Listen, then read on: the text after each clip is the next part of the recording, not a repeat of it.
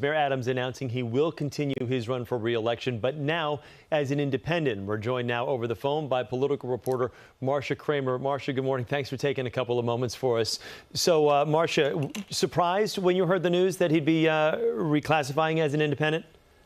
As you know, I'm not surprised because you and I actually spoke about it yesterday, and I told you two things. Number one, when I spoke with the mayor privately last week, he told me, stay tuned because this campaign is going to have a lot of twists and turns. And then the other day when he had his availability, that was Tuesday, he seemed to be taking a lot of shots at Andrew Cuomo to be, and not the other candidates, which to me, I interpreted it as he was looking at an independent candidacy and that Andrew Cuomo he thought would be the person he would have to face in the Democratic primary.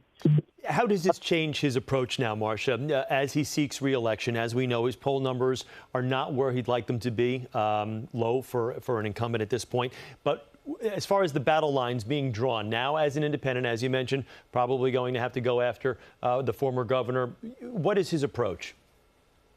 Well, I think he's taken a look at the numbers, as you point out, his low poll numbers as a Democrat.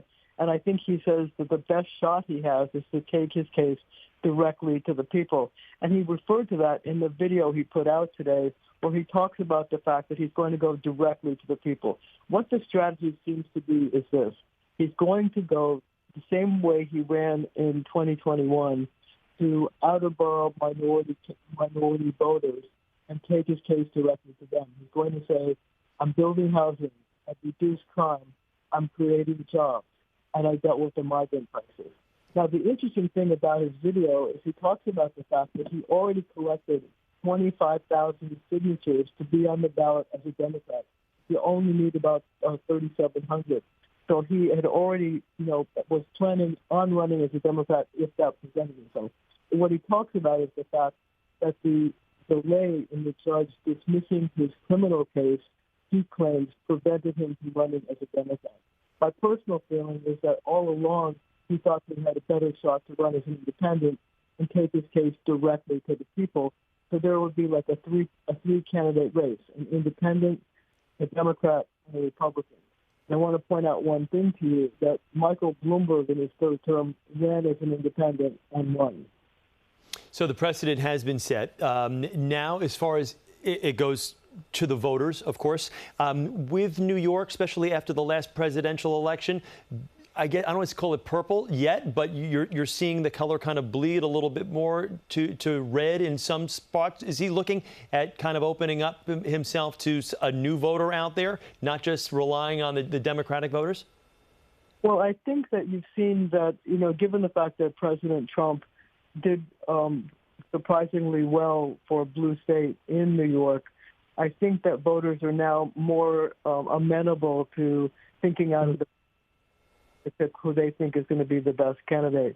And, don't underestimate the power of being an incumbent mayor and having the power of the bully pulpit. Remember, he can go to all of these communities that he's targeting, and he can announce programs that are going to please them, new parks, new roads, new programs that will help you. And he has the money to do it because he has the control of the city budget. So I don't think you should count him out. Look, an independent candidacy is an uphill slog because you don't have the party backing you. But on the other hand, you do have incumbency to help you out. And it looks like he'll probably get a little push from the federal government as well, considering his relationship with the Trump administration at this point. All things kind of working in his favor on that front. But we will have to see. And again, today will be interesting when they're all together, at the NAM Forum to see exactly what the reception is like, not only for Mayor Adams, but exactly some of the attack lines versus the other candidates. Marcia, thank you. We appreciate you taking a few moments for us.